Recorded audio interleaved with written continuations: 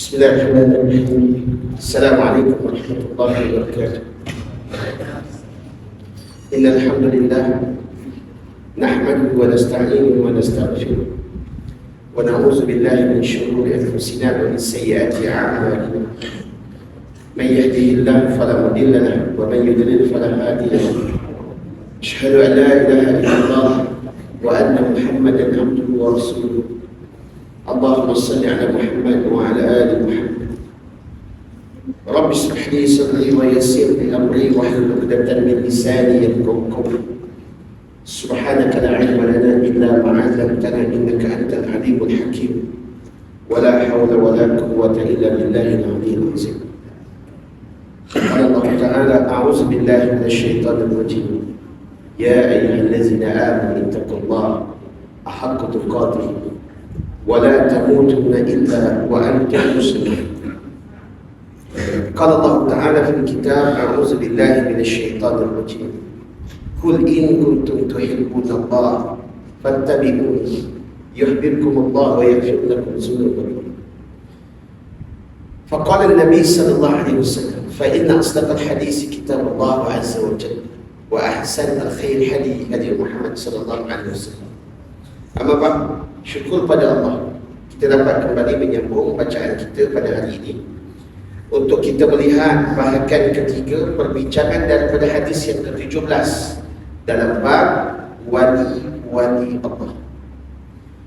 Sebelum kita dah bincang kelebihan bagi seorang yang dikenal pasti atau boleh mengenal pasti tentang keadaan dirinya yang apabila Allah Ta'ala berikan suatu kelebihan maka disebut sebagai kemuliaan yang dipanggil sebagai karamah. Manakala mukjizat hanya dirujuk kepada baginda sallallahu alaihi wasallam, para rasul dan nabi-nabi, tetapi dalam sudut kehidupan ada satu bahagian yang disebut pemberian atau boleh disifatkan sebagai nikmat. Ia telah sampai kepada sebahagian manusia dalam keadaan luar biasa. Pemberian atau nikmat yang sampai kepada manusia dalam keadaan luar biasa. Namun demikian, ia tidak jadi satu kemuliaan kepada mana-mana hamba Allah yang Allah berikan padanya dua kali. Dua perkara ini baginda sallallahu alaihi wasallam pernah nyatakan di dalam hadis yang disampaikan oleh Ibn Abbas radhiyallahu anhu. Kata Nabi sallallahu alaihi wasallam, ni'matani maghbunun fihima kathirun minan nasi sihat wal fadl. Dua nikmat apabila manusia memilikinya, dia akan terpedaya atau tertipu. Nikmat sihat dan juga lapang masa. Sihat menjadikan manusia mudah untuk melupakan Tuhan, sehingga melakukan pelbagai perbuatan kejam, zalim, bahkan perbuatan mungkar dalam keadaan sengaja hanya kerana mereka merasakan bahawa kehidupan ini milik mereka secara mutlak. Sebab itu dalam kehidupan ini ada bahagian-bahagian yang boleh disifatkan sebagai golongan yang telah Allah Subhanahu Wa Taala biarkan sehingga mereka merasakan bahawa mereka telah melakukan sesuatu yang betul dalam kehidupan mereka. Lalu mereka rasa bahawa Tuhan telah menyembelih mereka. Lebih buruk lagi, ada yang mempermainkan kata-kata dan juga ibadah yang telah ditunjukkan oleh Rasulullah untuk kita jadi lebih dekat kepada Tuhan. Sepatutnya orang yang beribadah menjadi lebih dekat kepada Tuhan, bukan menjadikan ibadah sebagai asbab untuk mendapatkan dunia, bahkan apatah lagi untuk menjadikan ia satu bentuk persaingan antara manusia dengan manusia. Ilmu merupakan salah satu nikmat yang boleh sampai kepada manusia. Tetapi ilmu itu ada 3 tangga. Tangga pertama bagi kebanyakan ilmu yang dimiliki oleh manusia, dia akan berdiri di atas anak tangga ketakburan. Jika sekiranya dia tidak berjaya pergi ke tangga yang berikutnya, kerana tangga yang berikut boleh membawa kepada ketundukan, tawaduk. Tangga yang berikutnya akan membawa manusia kepada kewarakan, kehati-hatian. Pada ketika inilah Allah berikan manusia kemuliaan dengan kerendahan hati dan kebijaksanaan dalam menyampaikan ilmu. Kerana ilmu bukanlah untuk menarik perhatian kepada manusia, tapi ilmu untuk menarik manusia kepada Tuhan, pencipta dan pemilik nyawa kita. Sama juga dengan kehidupan. Ada sebahagian kehidupan manusia perolehinya apabila dia berlaku dengan serentak. Pekerjaan yang diusahakan, ibadah yang dilakukan. Lalu golongan ini didatangi oleh iblis, dan iblis telah berjaya menyesatkan ia sehingga dia merasakan bahawa kerana dengan sebab ibadah inilah usaha dia menjadi berjaya. Lalu dia mengatakan bahawa inilah punca kepada kejayaan, inilah ibadah yang dilakukan menjadi punca kepada kekayaan, inilah ibadah amalan yang menjadikan dia sebagai orang yang sangat berjaya. Dia terlupa ada dalam sejarah kehidupan manusia, ketika wahyu disempurnakan oleh Allah kepada Rasul, tidak ada satu hari yang dimiliki oleh Rasulullah SAW setelah dia beribadah mengibadahi Allah, hidupnya jadi lebih kaya daripada kaum. Siapa yang boleh nafikan sejarah itu? Ada orang boleh nafikan yang menyatakan bahawa Nabi SAW beribadah lalu diberikan kekayaan walau sehari? Ada? Koklah saya tak jumpa dalam sejarah. Ada orang jumpa dalam catatan. Sebab itu kita mesti persoalkan kepada mereka yang mengajar, baca doa ni boleh jadi kaya, baca doa ni rezeki tak putus, baca ayat ni dia jadi orang yang banyak rezeki. Kita wajib persoalkan, kerana Rasul kekasih Allah, beliau yang menerima ayat-ayat Al-Quran daripada pemilik ayat ini, tidak pernah sekali merasakan itu sebagai asbab punca kepada kekayaan. Sedangkan ramai orang miskin yang taat kepada Allah, sedangkan ramai orang fakir yang taat kepada Allah, yang Allah bagi hanya cukup-cukup untuk mereka.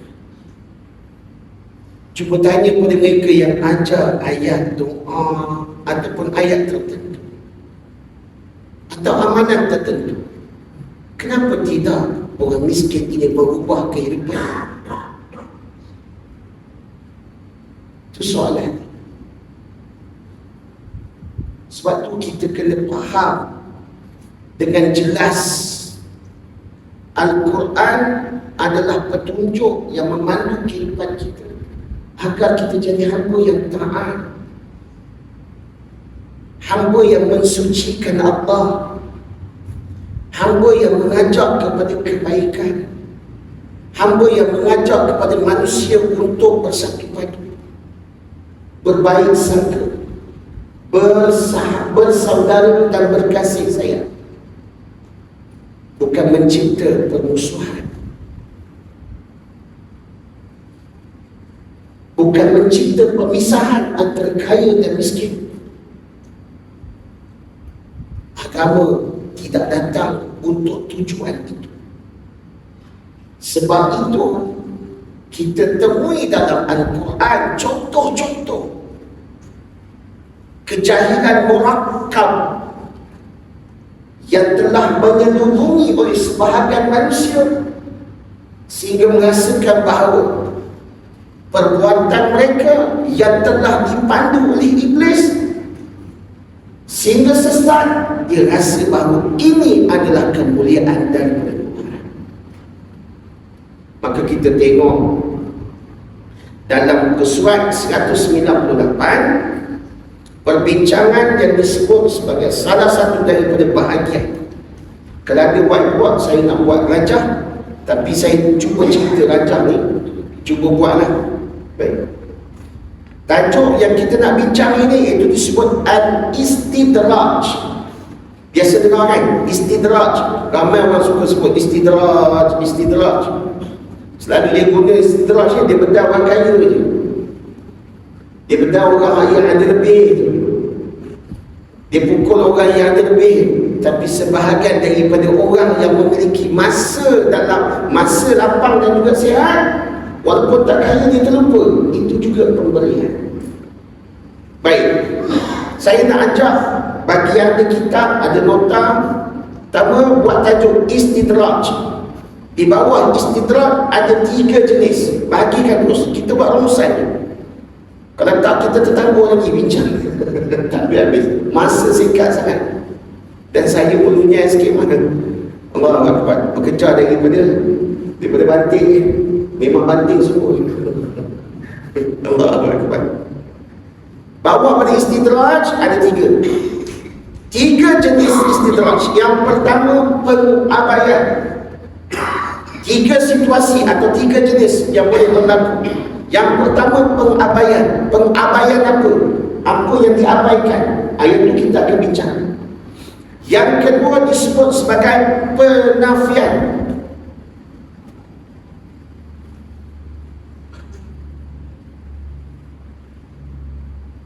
Penafian. Dia nafi terus. Yang ketiga, dia disebut sebagai kelalaian.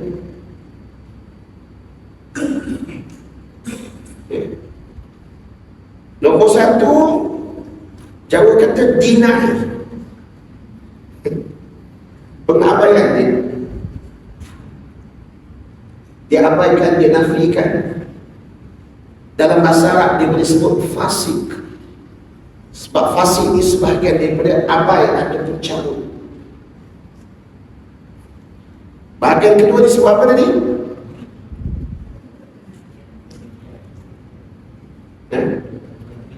Penafian. Yang ketiga disebut sebagai kelalaian. Okey, baik. Kita tengok teks. Dari sebelum selepas 3 ni ada 2 bentuk, 2 sikap yang telah ditemui oleh para ulama. 2 bentuk sikap yang ditemui oleh para ulama. Jika salah satu atau 3 ni ada pada setiap manusia. Tapi kalau 3 ada ni teruk, benar lah gaya. Dia ada 2. Sikap yang pertama, dia bermula dengan sikap qauli i'tiqadiyah. Qauli i'tiqadiyah, ucapan yang diyakini, yang dikasahkan dalam hati.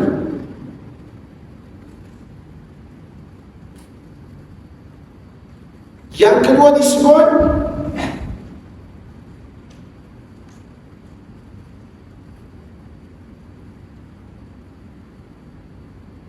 al-amal fil ibadah. Al-amal fil ibadah. Ada 2 jenis perbuatan sikap yang boleh, yang lahir daripada sebab 3. Yang pertama ni sikap apa? Sikap daripada bentuk ucapan yang dia yakin.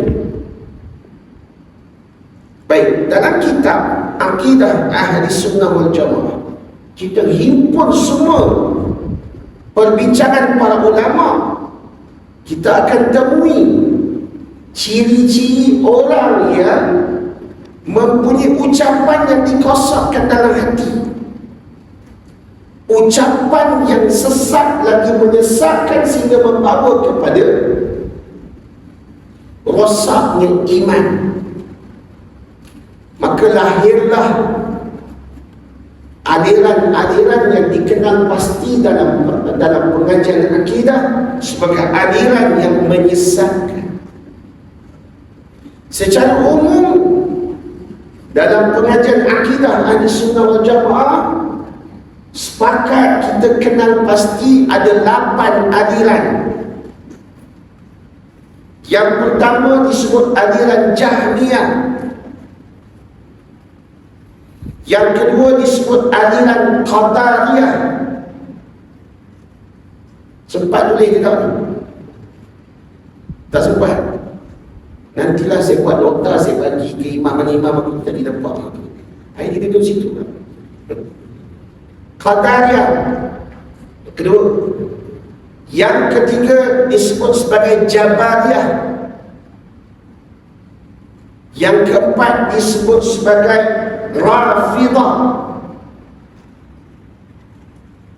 Yang kelima disebut sebagai Murji'ah. Murji'ah ni ada 2 kelompok. Satu Murji'ah yang sebahagiannya diterima dari kalangan para ulama Ahli Sunnah wal Jamaah.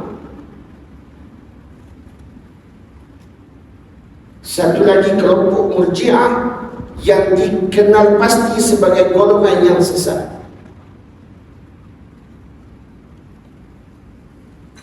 Lepas Murji'ah apa dia?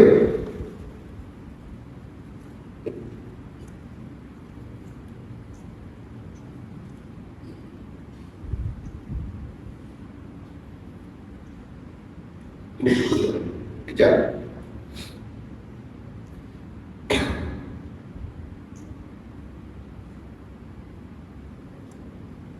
Yang kelima disebut sebagai Khawarij. Khawarij. Jangan salah dengan yang pertama.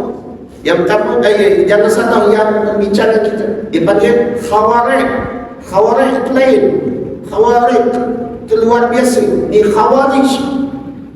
Khawarij ni orang yang suka memberontak, suka buat masalah, suka cari pasal, suka buat huru-hara. Dengan fitnah. Ini Khawarij. Suka membesar-besarkan sesuatu yang kecil, yang furuk-furuk sehingga menyebabkan pergaduhan, ataupun suka menyebabkan orang berlaku memusuhi antara seorang dan seorang lain. Ini kerja Khawarij. Macam kerja adu domba ataupun batu api. Senang cerita batu api lah Khawarij ni. Cuma kita tak nampak lah api pada dia tu. Seperangai je. Dia suka pelagau kan, suka cari salah orang sehingga menyebabkan berlakunya kacau bilau. Khawarij. Baik. Seterusnya dikenali sebagai Mu'tazilah. Ini yang berapa tadi? Yang ke 7, Mu'tazilah. Yang ke-8 itu disebut Karramiyah. Karramiyah.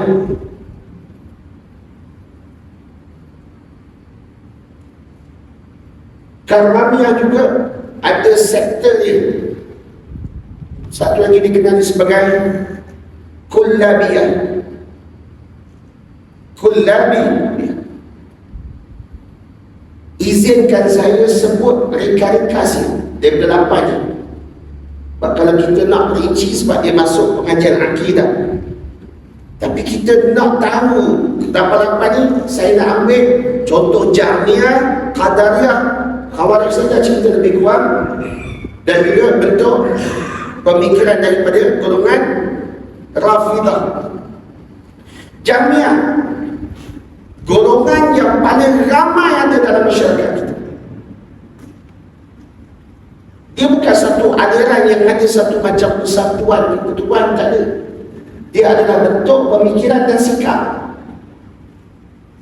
yang gagal faham agama menurut neraca Quran dan juga sunnah. Mereka ini dari kalangan jahil murakkab. Jahil ada dua jenis, jahil basit, jahil murakkab. Jahil murakkab ni jenis ajar tak jadi apa dah.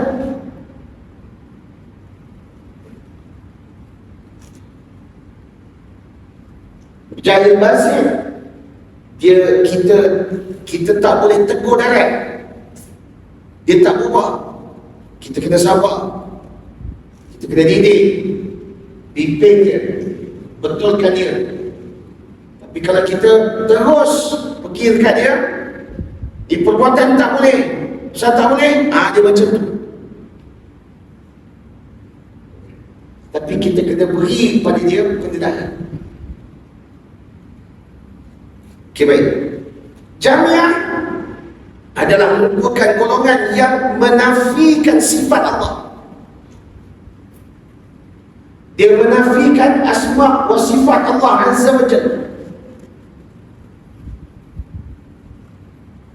Dia menafikan faktor qada dan qadar. Hubungan Jahmiyah ada hubungan dengan Qadariyah. Jahmiyah juga boleh pergi ada hubungan dengan golongan yang disebut sebagai Jabariyah. Apabila mereka hanya merasakan bahawa apa sahaja urusan di dunia ni adalah urusan manusia yang tak ada hubung kait dengan kekuasaan Tuhan. Bila diperhatikan, golongan ini bukan main ramai lagi dalam kehidupan kita. Sebagaimana contoh, ada orang pertikaian keluar dalam media massa ini. Dia kata apa? Dia kata, mana orang hak semayang sunat sebelum subuh? Dah kaya belum? Bila? Rasa tak? Baru lagi berlaku ni. Ramai ganggu. Mana tengok? Tengok kata-kata ke tengok orang?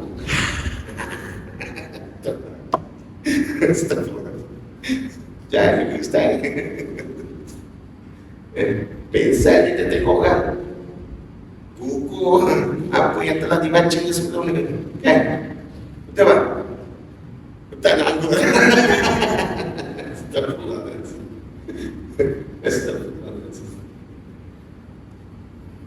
Orang yang hantar kenyataan ni tadi, ustaz tu tengok, dia hantar sekali gambar-gambar orang, dia kata Quran je. Orang gambar orang tak payah nak bagi. Astagfirullah. Senyik sekebal sekejap.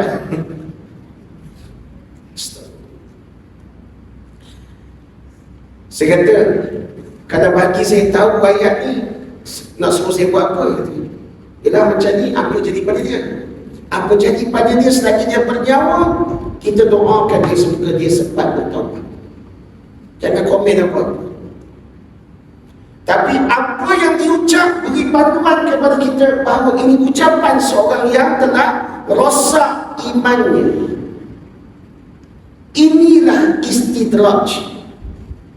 Kita ambil itu sebagai panduan untuk menyelamatkan diri. Bukan ambil, kita ulas apa yang dia cakap, lepas tu kita hukum dia. Itu bukan kerja kita.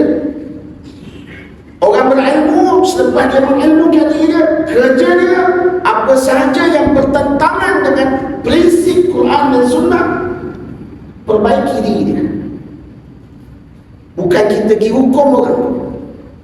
bukan pergi londeh orang tu. Sebab Nabi SAW, dia bukan kerja untuk melondeh manusia. Dia bawa agama dengan penuh sabar dan tenang.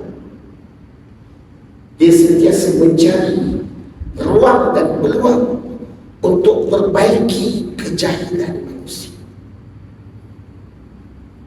Kata-kata individu ini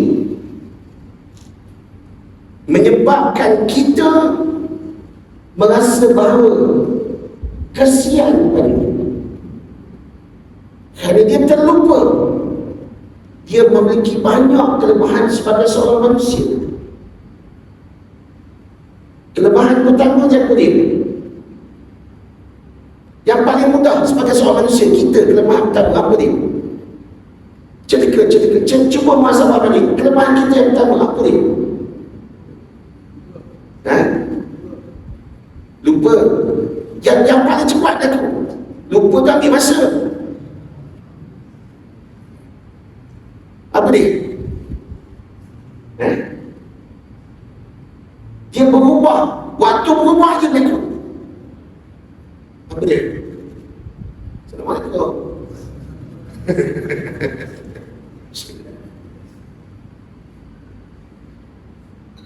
Mengantuk. Dia berubah situasi mengantuk. Tak kira tengah hari, tak kira pagi, tak kira malam. Dia boring sikit, panas sikit, penat sikit, buat kerja penat, pantat letak pada tak bertekuk.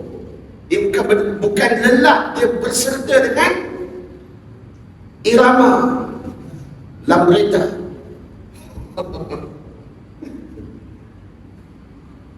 Orang lama dia tak betul lambreta. Bunyi tak senonoh. Siapa ada yang ciri-ciri bunyi lambreta, pastikan orang lain boleh tidur dulu, baru kita tidur kemudian. Kena tanya orang tak boleh tidur. Baik. Dia lupa tu. Yang buat mengantuk tidur tu pun nak menunjukkan dia lemah. Tiba-tiba bila dia kata, mana orang semayang sunat 2 rakaat sebelum subuh, dah kaya ke belum? Astaghfirullahaladzim.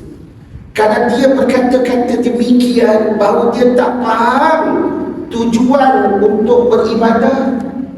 Ibadah bukan untuk kaya. Inilah hasil daripada pemikiran. Saya tak nak salahkan orang tu. Saya salah orang agama. Saya salahkan orang yang duduk di meja ni. Saya salahkan orang yang jadi ustaz, jadi ustazah. Mereka ajar kepada manusia, mereka ajar kepada umat bahawa Quran untuk dapatkan dunia. Sedangkan Allah sebut ayat kedua dalam Quran, zalikal kitabul la raiba fi hudan lil muttaqin. Tujuan Quran sebagai petunjuk kepada manusia, untuk menyelamatkan manusia supaya jadi manusia yang bertakwa. Siapa manusia bertakwa? Takut pada Tuhan.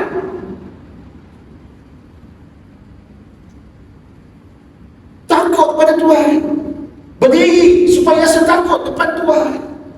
Sujud dan rukuk supaya rasa takut depan Tuhan. Bukan minta benda yang Tuhan dah sedia. Cari je nak Tuhan kata.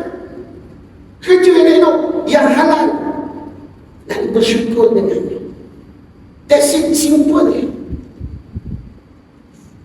Tapi bila kita faham Al-Quran dengan cara yang salah, jadikan Al-Quran disuruh buat azimat, gantung sana gantung sini. Inilah dajjal kecil yang berlaku dalam masyarakat kita, menyebabkan orang jahil mempermainkan agama, urusan ketaatan kepada Tuhan. Dia jahil, kita tak nak marah dia, nama pun jahil. Dan sebab sebut ikut bahasa Arab, jahil bunyi lembut. Cuba ikut bahasa Melayu, ramai orang marah ni kan. Kan? Awak suruh jahil bahasa Melayu, jangan sebut kasar bunyi. Marah orang. Tapi itulah hakikat. Kita nak tegur orang jahil, tak boleh sebab dia tak tahu. Punca kejahilan manusia jadi jahil sebab orang agama. Dia tak nak fikir dulu sebelum cakap. Dia hanya fikir dia boleh popular, TikTok boleh bagi star. Kita tahu kan sekarang. Saya pun pelik kenapa orang suka sangat nak TikTok, rupa dapat duit. Kata itu patutlah sanggup cakap buat macam-macam nak duit. Allahu Akbar. Kita orang kenal sebab di Facebook pun tak terhidap dah.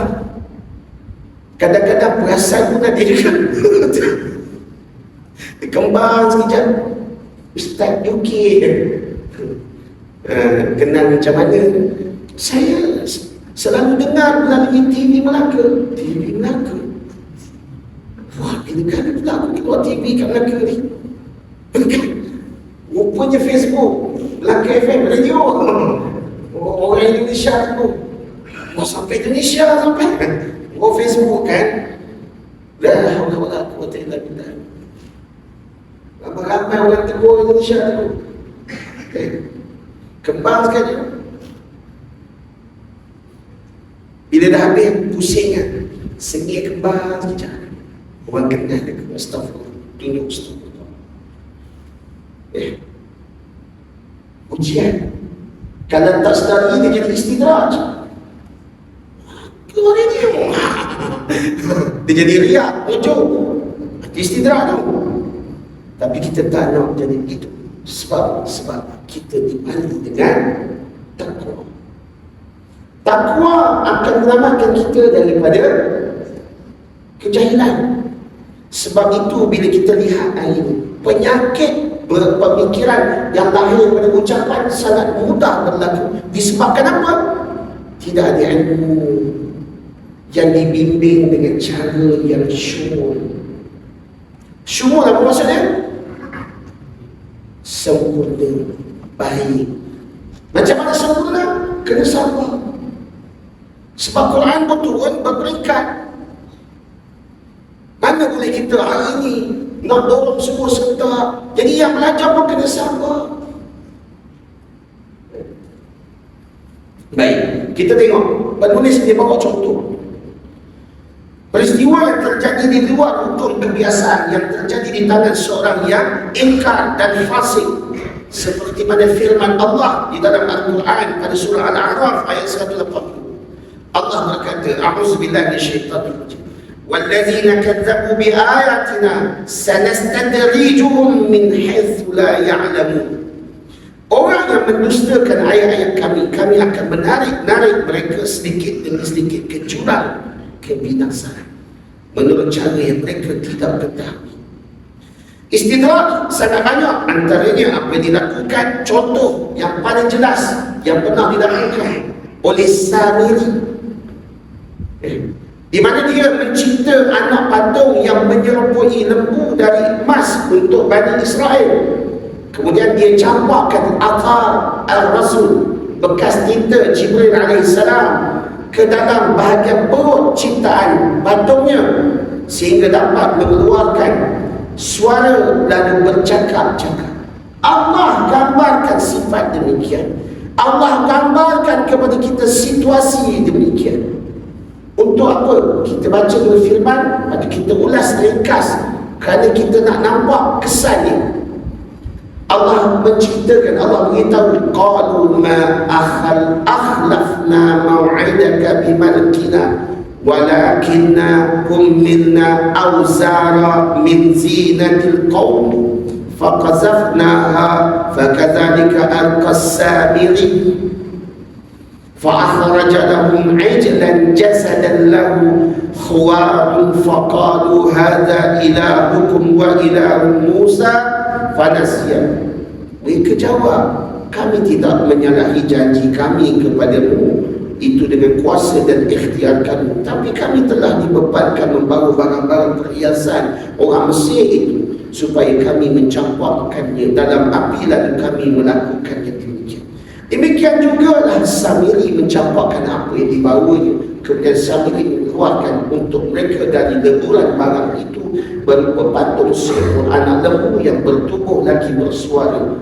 Lalu mereka berkata, ini ialah Tuhan kamu dan Tuhan bagi Musa, tapi Musa lupa.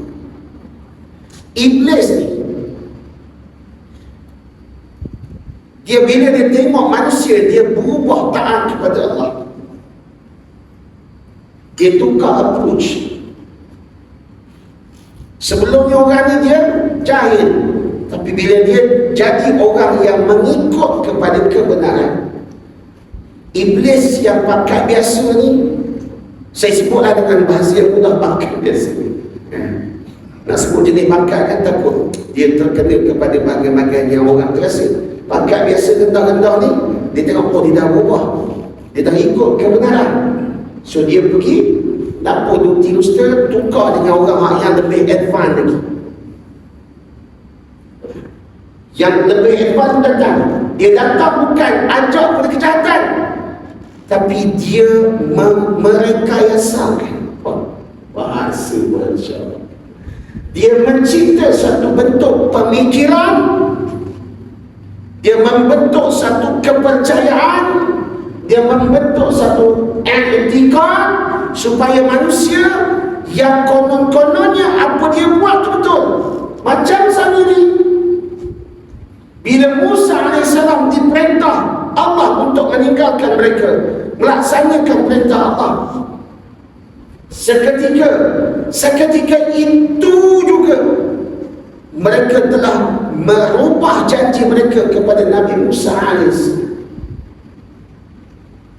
Lalu mereka gunakan apa yang disebut sebagai atal al-rasul dengan desakan dan juga manipulasi bisikan iblis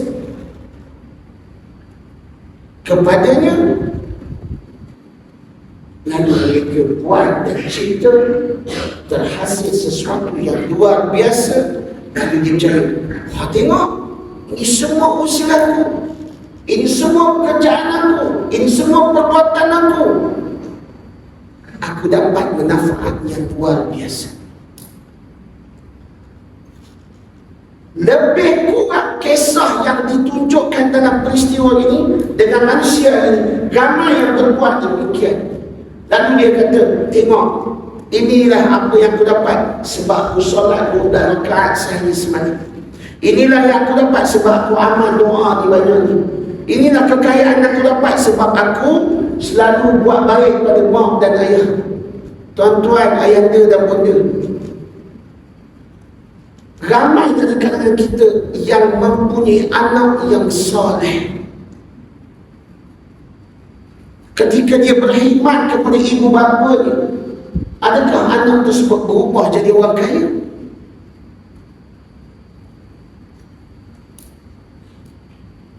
Pada masa yang sama ada sejenis manusia, dia cerita, dia beritahu orang rahsia kekayaannya kerana dia berkhidmat pada mak dia. Bila kita semak, dia berkhidmat kepada mak dia, rahsia kekayaannya sebab dia mewarisi kekayaan daripada mak dia. Mak dia tu dah memang kaya, dah buat baik, mak bagilah, kaya dah dia. Lepas tu bila dia bercakap itu kepada umum, ramailah orang nak jadi anak yang soleh. Pak, tak apa pak, air ni pak buang naik pun saya basuh. Pasal apa? Pasal nak kaya. Rupa dia nak nenek tanah bapak dia. La ilaha illallah.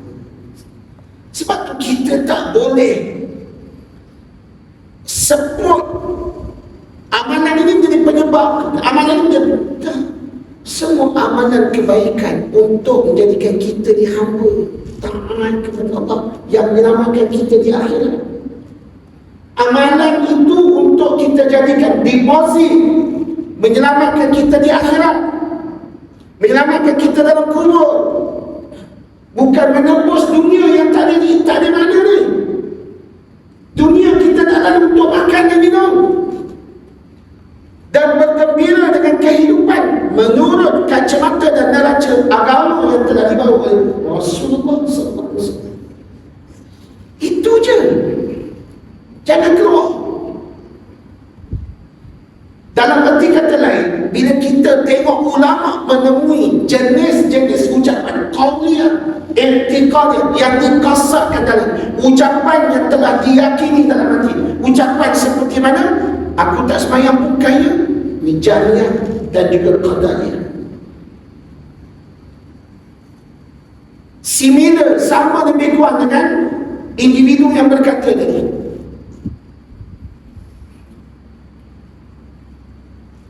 Buat je apa saja buat, asalkan kau dapat, lepas tu kau cuci tangan atau taubat. Ini apa? Ini Mu'tazilah.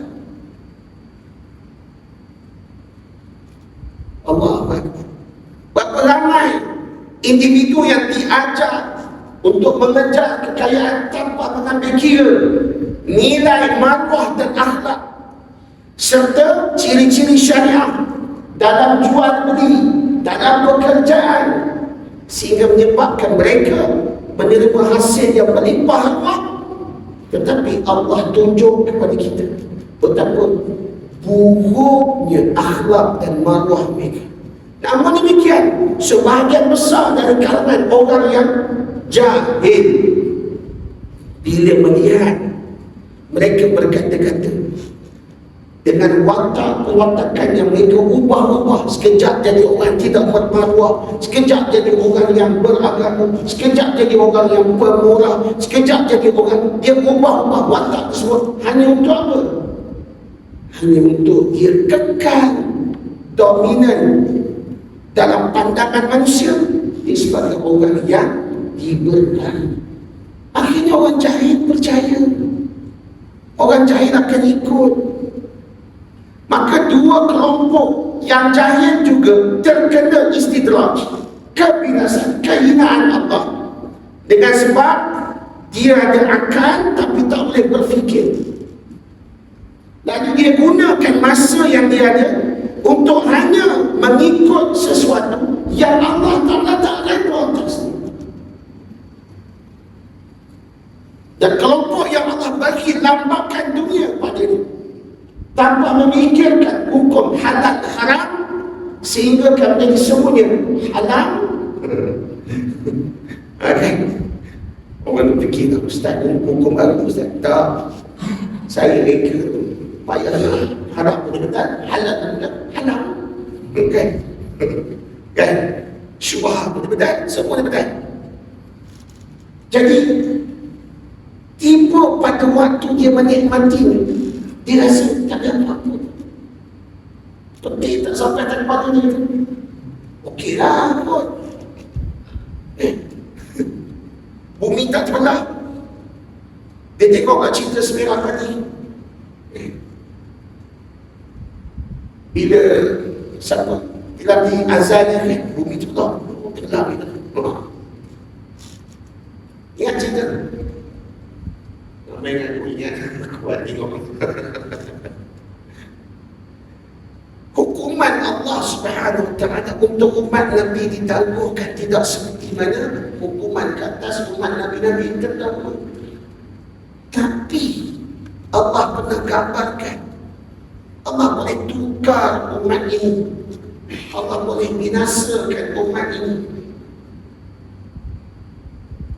dalam sekelip mata, tanpa perlu memikirkan kita. Dan Allah boleh gantikan kita dengan generasi umat yang baru bila-bila masa. Maknanya kita ni siapa Allah Ta'ala tak kira. Sebab bukan Allah perlukan kita, kita yang perlukan Allah. Jadi kita jangan salah dalam menafsir nikmat kehidupan sehingga kita jadi orang yang mengabaikan perintah Allah, sehingga kita menafikan apa yang ditentukan Allah, sehingga kita membiarkan diri kita lalai dalam mengerjakan perintah Allah hanya kerana kita rasa pertama kita dah ada nikmat. Okey, tak ada masalah kita. Aku tak sembahyang duha, aku boleh pakai kereta Mercedes ni kita. Astagfirullah. Saya kata bertakwalah kepada Allah, jangan cakap macam ni.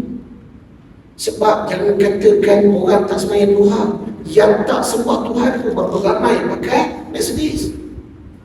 Tapi waktu kau mati, Mercedes masuk tak sekali dalam kubur. Jadi dinding yang lahat. Jadi lepas tu dia jawab saya, aku boleh lain. Dan sekali dia jawab, aku boleh lain. Inilah bentuk qawliyah yang dia etika. Dia tak nak terima hakikat. Dia tak nak menerima kebenaran bahawa itu telah sampai pada istidraj. Baik, itu orang terlebih. Bagi orang jahil yang diuji dengan kefakiran dan kemiskinan, lalu dia berkata, aku sembahyang untuk gantung dia, tak pernah senang-senang pun.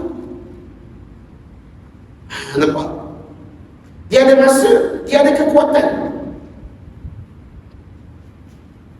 Cuba perhatikan yang datang ke masjid siapa? Assalamualaikum, tahu orang? Jawab orang. Kadang cikgu saya masalah dia, mahu tak tahu dia. Siapa yang datang ke masjid ini?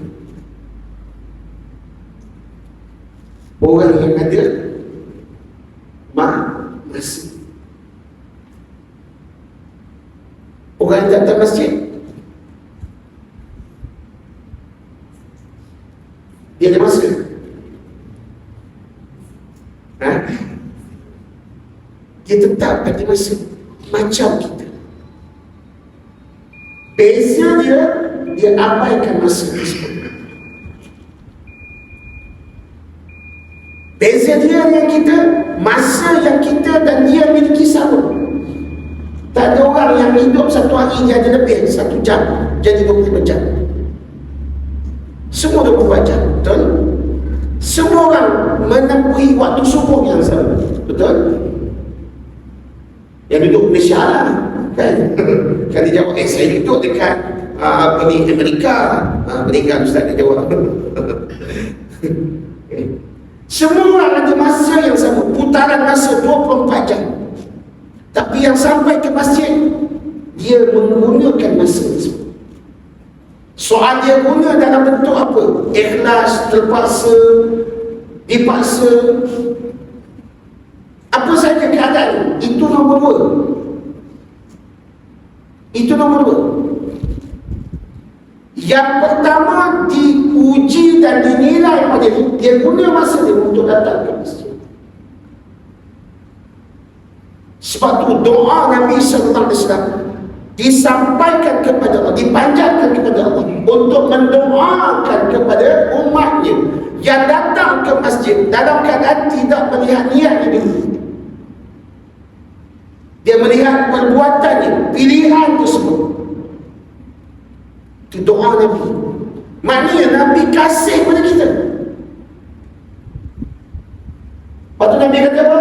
Barang siapa yang berwuduk daripada rumah, berjalan kaki atau berkenderaan ke masjid, setiap langkah yang dilangkahinya itu didoakan untuknya pengampunan. Itu perbuatan.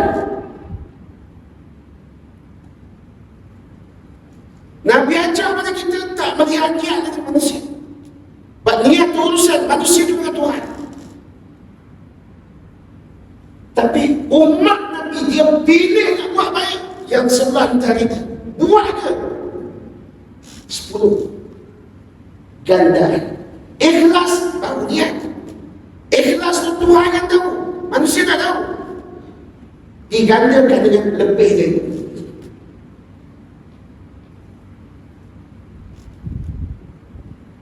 Bila kita faham punca ilmu, kita akan bersemangat untuk melakukan.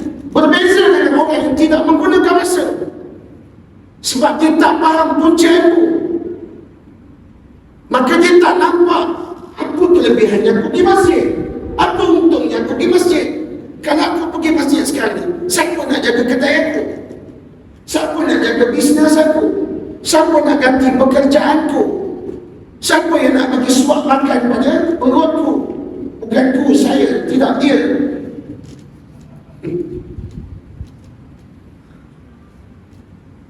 Sedangkan itu pilihan. Kalau ustaz takkan hari nak kena masjid, takkan tak boleh main futsal.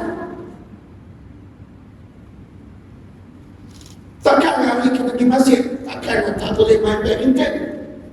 Salah ke main bersukan waktu orang lain dituntut? Tak salah. Tapi waktu solat, pergilah dulu sekejap. Pakailah pakaian sukan, tak ada masalah. Yang Nabi nak tengok kita pergi tu dalam keadaan berwuduk.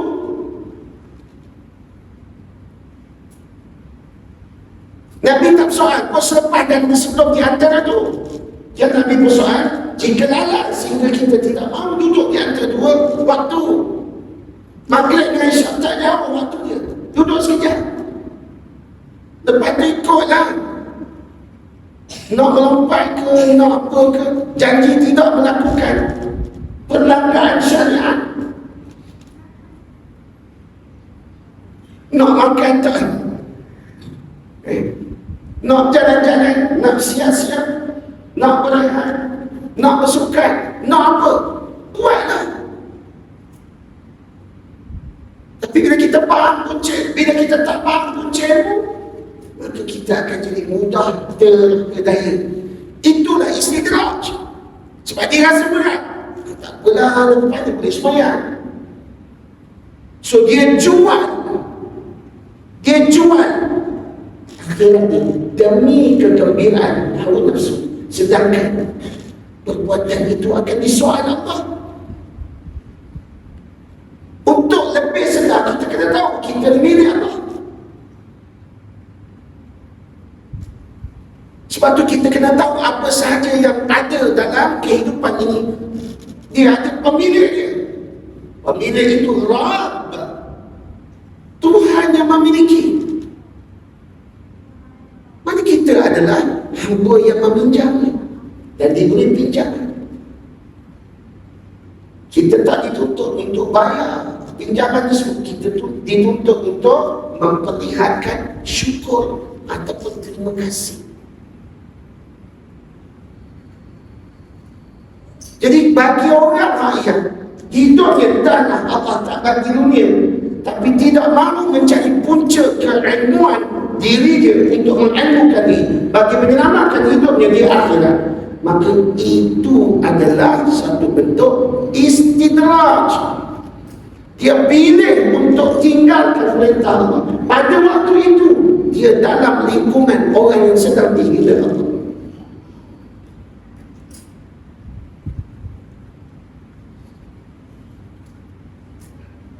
Pengabaian dan kelalaian berlaku dengan serentak sehingga meninggalkan amal dan ibadah.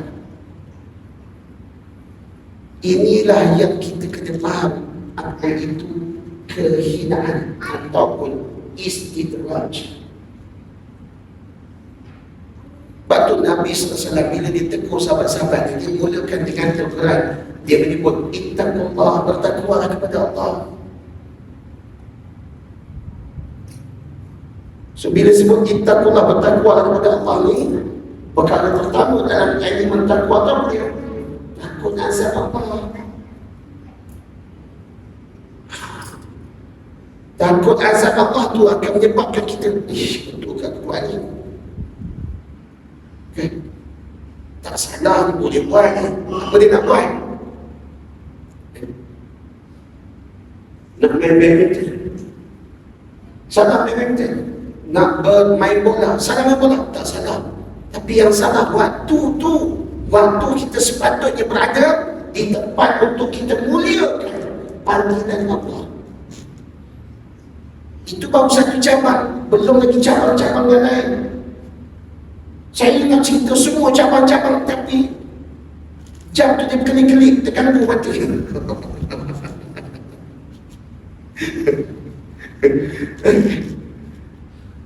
Maknanya kita disuruh berhenti. Tapi kita habiskan insyaAllah.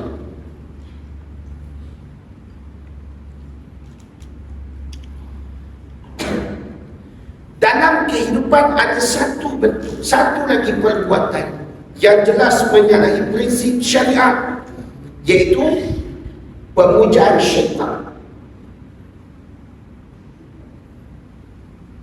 Manusia memuja syaitan untuk memuaskan hawa nafsu. Lalu disebut dengan, dikenali sebagai perkataan sihir. Sihir adalah merupakan perbuatan luar biasa yang telah diberikan sudut pandang oleh para ulama dengan beraneka ragam, banyak pandangan. Jadi saya tak nak ulas pandangan-pandangan tersebut, sebab itu memerlukan perbincangan dalam pengajian tafsir. Jadi kita fokus terus kepada apa itu perbuatan sihir dan kesan sihir. Baik, Allah gambarkan dulu di dalam Al-Quran pada ayat 102 surah Al-Baqarah. Allah berkata, a'udzubillahi minasyaitanir rajim. ولكن الشياطين كفروا يعلمون الناس السحر وما أنزل على الملكين ببابل هاروت وماروت وما يعلمان من أحد حتى يقولا إنما نحن فتنة فلا تكفر فيتعلمون منهما ما يفرقون به بين المرء وزوجه. Pada akhir ayat, akan tetapi buah-buah syaitan itulah yang kafir dengan amalan sihir, kerana mereka yang mengajarkan manusia ilmu sihir dan apa yang telah diturunkan kepada dua malaikat Harut dan Marut di negeri Babil. Di negeri Babil. Siapa orang faham kat sini? Ada orang faham tak? Ada orang faham tak? Apa maksud Babil? Dia tak ada sebut itu. Orang faham tak? Jatuh. Tak bunyi selain faham. Dia kata astagfirullahaladzim. Dia jatuh. Masa ni pula songit la ilaha illallah. Babil ni dalam bahasa faham, bodoh melekap. Kan bunyi teruk bunyi ni, cara melekap. Tapi di zaman lagi Babylon disebut besar Babil. Patutlah memang tempat ni Babil semua. Astagfirullah. Sebab apa? Sebab banyak ilmu puja setan ni kita belajar ni. Itulah saya pelik bila orang dia Mekah sangat pergi ziarah ke Babylon. Mana Babylon ni? Dekat mana? Dekat Iraq. Dia bukan main lagi beria. Pada orang Iraq pergi pun tak ingin. Tak ada mana dia kata. Batu dia kata. Kita, bukan kita lah, orang kita selok cerita. Aku dah sampai Babil. Dia tahu tempat tu. Dalam Quran sebut Babil. Orang faham masuk Babil ni, bodoh berkah. Kau. Terus, baik, tak apalah. Bagus juga tahu banyak bahasa ni. Baik. Itu advance saja. Kat mana tadi? Babil. Ni sini. Baik. Sedang mereka berdua tidak mengajak seorang pun melainkan setelah mereka menasihatinya dengan berkata, sesungguhnya kami ini hanyalah cubaan untuk menguji imanmu. Oleh itu janganlah engkau jadi kafir dengan mempelajarinya. Dalam pada itu ada juga orang yang mempelajari dari mereka berdua ilmu sihir yang boleh menceraikan antara seorang suami dan isterinya. Kat mana istidrak ni? Istidrak ni bila dia belajar untuk menjadi dia orang yang boleh buat sesuatu dengan kelebihan ataupun dengan kemampuan kuasa di luar kebiasaan adat manusia. Tapi kuasa tersebut, kuasa yang telah diiringi, disokong oleh syaitan. Allah izinkan bagi mereka yang langka ingatan ini. Allah nak beritahu, kau nak sangat, ingat kau boleh dah. Kau nak sangat boleh dah. Tapi ingat, Orang yang kau buat aniaya tersebut, seluruh dosanya diampunkan dan kau akan kekal di dalam neraka.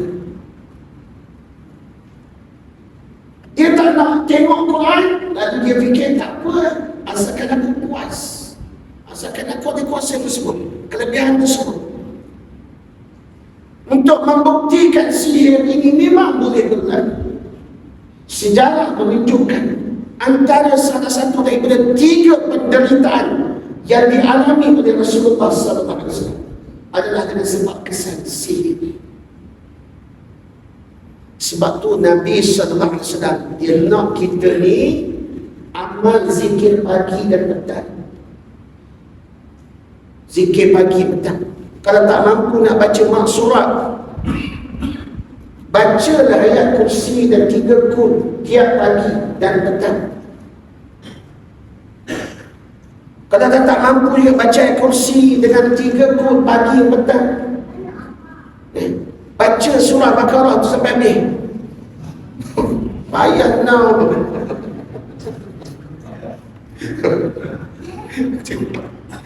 Ada kan tanya, Ustaz dia pendek lagi, kita bagi satu surah, baca kan, biasa kan, 4 juzuk. Allah. Jadi Nabi dah tunjuk pada kita contoh. Jangan kata pagi ke petang, nak tidur pun baca ayat kursi dengan 3 pun. Saya nak tanya, nak jujur, jangan jawab. Saya nak tanya, berapa ramai yang konsisten sebelum tidur dia berbunyi? Kalau senyik tu mana tak konsisten itu. Astagfirullahaladzim. Jangan jawab, tu kelemahan. Sebab soalan tu untuk kita amalkan. Ingat, sebelum nak tidur berwuduk. Lepas tu kita buat apa?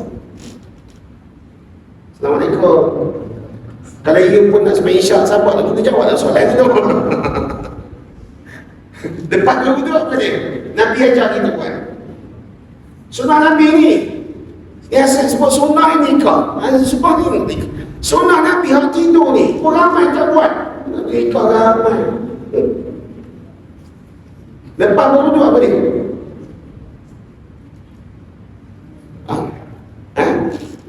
Benar tak?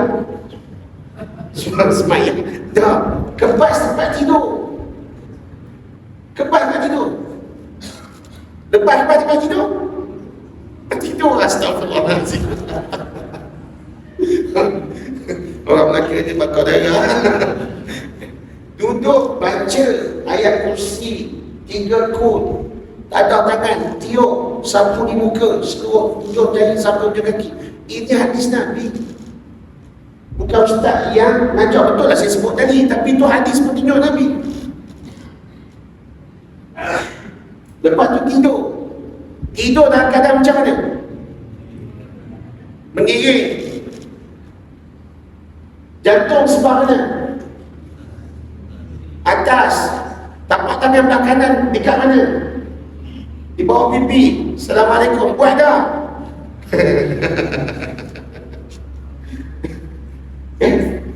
Habis tak buat, tapi sedok tak macam ni. Tak apalah, nak macam mana, dah kita mati sekejap. Jadi kita buat dulu. Sebab apa kalau kita amalkan gitu? Percayalah, siapa yang amalkan permulaan ini, dia pasti di tengah malam dia sedar dalam keadaan, pasti tengah malam dia sedar dalam keadaan bertenaga. Pak jantung dia kat atas. Cuma bangun tu lah, ramai yang bangun dia kencing. Dia tak ambil wuduk, dia kona balik, dia sambung tidur. Lepas tu dia bawa tujuh, Allah besar. Astagfirullahaladzim. Bukan orang sini, di tempat lain. Tempat dia. Jadi amalkan. Supaya apa? Dengan amalan seumpama tu, kita berjaya menempatkan diri keluar daripada golongan yang mudah tergelincir dalam kategori orang yang mudah abaikan apa saja perintah Allah. Bila berlakunya pengabaian pada waktu ni, sedarlah kita sedang menerima istidraj. Sebab istidraj kita tak boleh rasa orang kaya Orang yang tak berapa nak kaya macam kita ni juga mudah terkena penghinaan Allah. Jadi insyaAllah kita masuk perbincangan istidraj ini kepada bahagian kedua pada minggu yang akan datang, pada halaman 206. Kita tengok perbincangan pada 206 nanti, nak melihat makna secara maknawi. Apa itu ma'rifatullah, bagaimana hendak mengenal dan mencintai Allah. So, bila kita belajar nak kenal dan mencintai Allah, pada ketika ini ada beberapa bentuk pemikiran yang boleh menjatuhkan kita dalam kegelinciran. Untuk mengetahuinya, nantikan episod yang akan datang, InsyaAllah. Jadi tanda muka surat 206. Cukup sekadar ini pada hari ini. Aku liqauli hadza astaghfirullah li wa lakum. Assalamualaikum warahmatullahi wabarakatuh. Subhanakallahumma wa bihamdika asyhadu an la ilaha illa anta astaghfiruka wa atubu ilaik. Rabbi zidna ilman fahman. Amin ya rabbal alamin. Barakallahu fiik.